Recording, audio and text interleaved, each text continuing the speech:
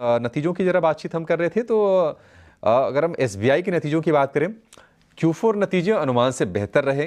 कल हमने नतीजे मार्केट आवर्स के दौरान ही आते हुए देखे। नतीजों के बाद ये शेयर चढ़ा था, फिर लाल निशान में गया, फिर से रिकवरी दी, तो वहां पर हमने तेजी देखी थी एसबीआई के शेयर में।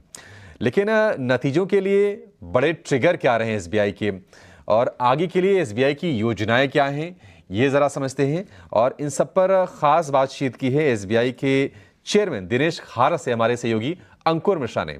आइए सुनते हैं।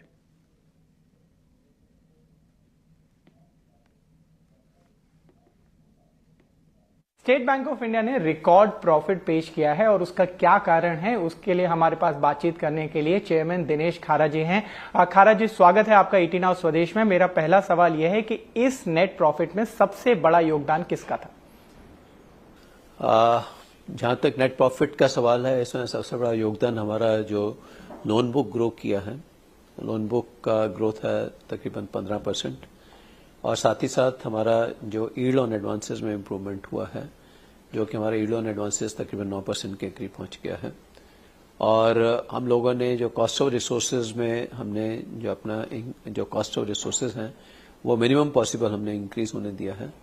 और साथ ही साथ हम अपनी क्वालिटी ऑफ लोन बुक के लेकर हम बहुत ही सतर्क हैं, तो इस कारण से हम लोगों को प्रोविजन करने की भी आवश्यकता नहीं पड़ी। और इसके अलावा जो हमारे फी अर्निंग की पोटेंशियल था वो भी हमने पूरा इसमें पूरा एक्सप्लॉइट किया है। तो इस कारण से जो है, इन सभी कारणों से हमारा जो प्रॉफिट है वो इस लेवल पर पहुंच पाया है। मेरा एक सवाल आपसे रहेगा डिपॉजिट्स को लेकर। 11% की करीब ग्रोथ आपकी इस बार रही है।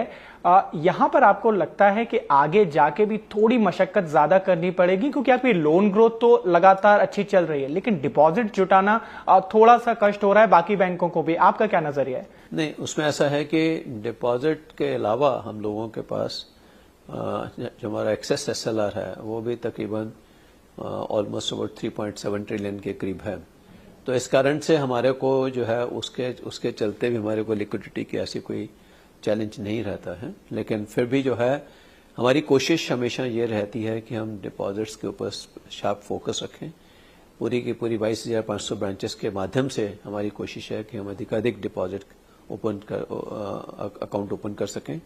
और पिछले गत वर्षों में, गत एक साल में हमने अपने करंट अकाउंट जो कि ट्रेड, कॉमर्स, इंडस्ट्री और एसोसिएशंस के माध्यम से हम खोलते हैं, उनके लिए हमने एक स्पेशल फोकस किया है। 40 से अधिक हमारे ट्रांजैक्शन बैंकिंग यूनिट हमने पूरे कंट्री में आइडेंटिफाई करके जहाँ पर मैक्सिमम पोटेंशियल एग्जिस्ट करता है, उन सभी जगह पर हमने 40 से अधिक जो है ट्रांजैक्शन बैंकिंग यूनिट खोले हैं, जिनके माध्यम से हमारा करंट अकाउंट का, जो कि हमारे को जो गवर्नमेंट का एक जो नया बिजनेस उन्होंने प्रिंसिपल अडॉप्ट किया था, जस्ट इन टाइम फंडिंग, उस कारण से जो हमारा गवर्नमेंट डिपॉजिट का लॉस था उसको हम सब्स्टिट्यूट कर पा रहे हैं करंट अकाउंट में।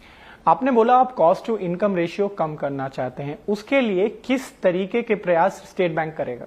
उसमें एक तो हमारी कोशिश ये है कि हमारा एम्प्लॉय का प्रोडक्टिविटी इम्प्रूव हो, और उसके चलते अभी हम लोगों का जो प्रॉफिट पर एम्प्लॉय है वो तकरीबन आज 25 से 26 लाख रुपए के करीब हो गया है, जो कि एक स्टेज में 5 लाख रुपए के करीब हुआ करता था तकरीबन 2020 में। तो और साथ ही साथ बिजनेस पर एम्प्लॉय में इम्प्रूवमेंट हुआ है। बिजनेस पर एम्प्लॉय भी इसी तरह से बढ़ा है।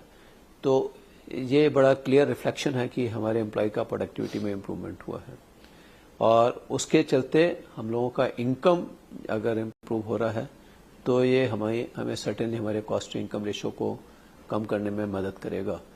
तो हम इसी प्रिंसिपल पर काम कर रहे हैं।